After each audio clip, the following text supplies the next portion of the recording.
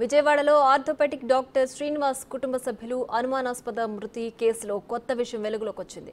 శ్రీనివాస్ తల్లి, భార్య, ఇద్దరు పిల్లల డెడ్ బాడీలపై కత్తిఘాట్లు గుర్తించారు.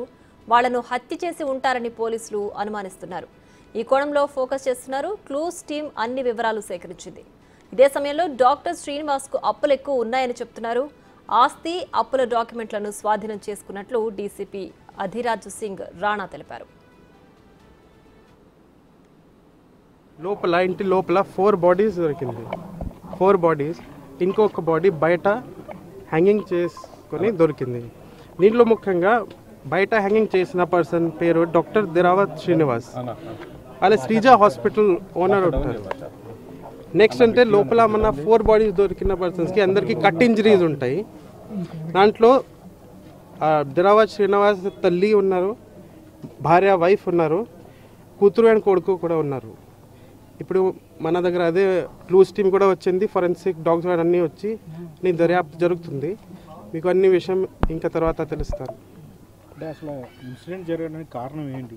కారణం ఇప్పుడు మన ప్రిలిమినరీ ఎంక్వైరీలో కొన్ని ఫైనాన్షియల్ ప్రాబ్లమ్స్ ముందు బయట వచ్చింది.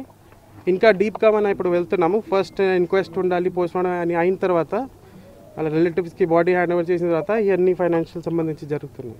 ఎన్ని గంటల ప్రాంతంలో ఇప్పుడు ఈ మోస్ట్లీ నైట్ జరగవచ్చు. ఇక మరింత సమాచారం మా ప్రతినిధి మల్లికార్జున్ అందిస్తారు. మల్లికార్జున్, చెప్పండి, శ్రీనివాస్ కుటుంబం సూసైడ్ కి సంబంధించి కొత్త విషయం వెలుగులోకి వచ్చింది. వాళ్ళ కుటుంబ సభ్యుల బాడీల పైన కత్తిఘాట్లు గుర్తించినట్లుగా కూడా తెలుస్తోంది. సో ఇది శ్రీనివాసే హత్య చేసి ఆయన సూసైడ్ చేసుకున్నారా? ఎలా చూస్తున్నారు ఈ కోణాన్ని ఇప్పుడు? ప్రియా, ఏదైతే శ్రీనివాస్కు సంబంధించి నలుగురు, వాళ్ళు ఒక తల్లి అలాగే తన భార్య, ఇద్దరు పిల్లలు కూడా ఉన్నారు.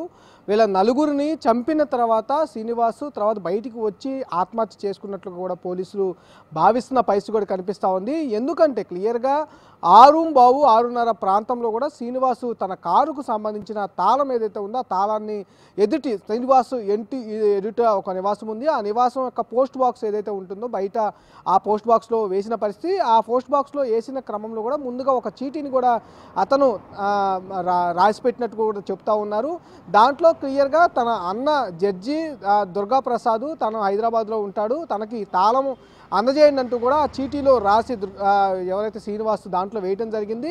ఈ లోపల పైనున్న నివాసంలో ఉంటున్న వాళ్ళు కిందకు చూడటంతో కూడా ఈ సమాచారాన్ని వాళ్ళకి అందించి మా అన్నయ్యకి ఈ తాళాన్ని అందజేయండి అంటూ కూడా శ్రీనివాస్ చెప్పడం జరిగింది. ఉదయం పూట తెల్లారగట్ల 3:30, 4 ఆ ప్రాంతంలోనే ఈ ఘటన జరిగి ఉంటుందని కూడా పోలీసులు భావిస్తున్న పరిస్థితి కూడా ఉంది. ఎందుకంటే ఇది కత్తితో, అంటే కూరగాయలు తరిగే కత్తి ఏదైతే ఉందో ఆ కత్తితోనే ఈ నలుగురు, ఇటు తల్లి మొత్తం 3 బెడ్రూమ్లు ఆ నివాసంలో ఉన్నాయి. మధ్యలో బెడ్రూమ్లో తల్లి ఉంటుంది, తాను తన కుమారుడు ఒక బెడ్రూమ్లో మొదటి బెడ్రూమ్లో ఉంటారు. చివరి బెడ్రూమ్లో తన భార్య, కుమార్తె ఉంటారు. అయితే ముందుగా నిద్రపోయిన తర్వాత కూడా ఇతనికి మత్తు ఇచ్చారనే కోణంలో కూడా పోలీసులు విచారణ అయితే కొనసాగిస్తున్న పరిస్థితి కూడా కనిపిస్తూ ఉంది. ఎందుకంటే ఏదైతే నరం ఉందో కట్ చేసిన నరం, అంటే చాకుతో కూడా అతను నలుగురికి మెడపైన ఘాట్లు కనిపిస్తున్నాయని చెప్పి పోలీసులు చెప్తా ఉన్నారు.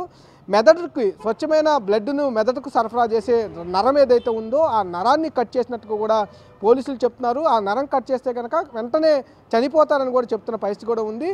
నిద్రమత్తులో ఉన్నప్పుడు నరాన్ని కట్ చేశారా, లేకపోతే అతను మత్తిచ్చి వీళ్ళ నలుగురిని చంపాడా అనేది అయితే కొంచెం పోలీసుల విచారణలో అయితే వెలుగు చూడాల్సిన పరిస్థితి కూడా కనిపిస్తూ ఉంది. ఇతనికి ఆర్థిక ఇబ్బందులే ప్రధాన కారణంగా కూడా పోలీసులు చెప్తా ఉన్నారు. 10 నెలల క్రితమే ఒక శ్రీజ హాస్పిటల్ని ఇతను స్థాపించిన పరిస్థితి. అక్కడికి అనుకున్న స్థాయిలో ఈ పేషెంట్లు రాకపోవడంతో కూడా దానికి ఇబ్బందులు ఎదుర్కొంటూ ఆర్థిక ఇబ్బందులు, అంటే 20 లక్షల నుంచి 30 లక్షల వరకు నెలకి ఎదురుగా హాస్పిటల్కి ఇన్వెస్ట్ చేస్తున్నట్టుగా కూడా అక్కడ ఉన్న సన్నిహితులు కానీ వాళ్ళ బంధువులు కానీ చెబుతున్న పరిస్థితి కూడా కనిపిస్తూ ఉంది.